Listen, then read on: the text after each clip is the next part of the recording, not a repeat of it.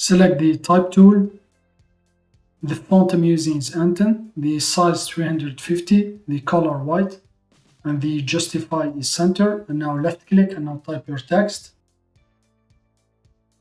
Select the move tool, center your text.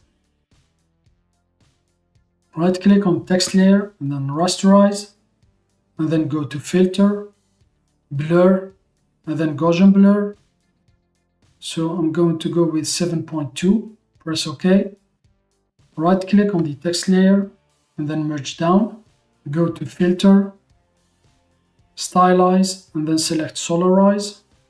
And now go to image and then select auto tone.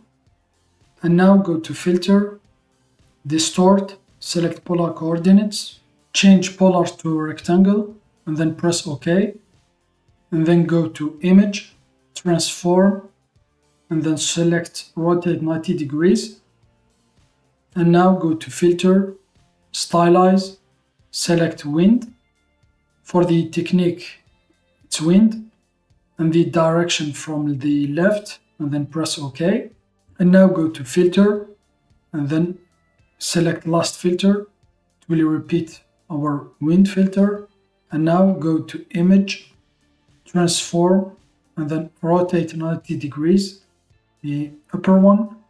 And now go to filter, distort, select polar coordinates. And now this time select rectangle to polar and then press OK. And now create a new layer. I'm going to change the foreground color to this blue color.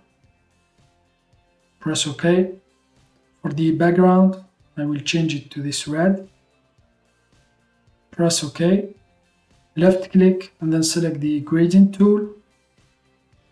And now trace your gradient. And now we just need to change the layer mode here to overlay. And now if you want to increase the effect, just duplicate the layer, right click, duplicate layer.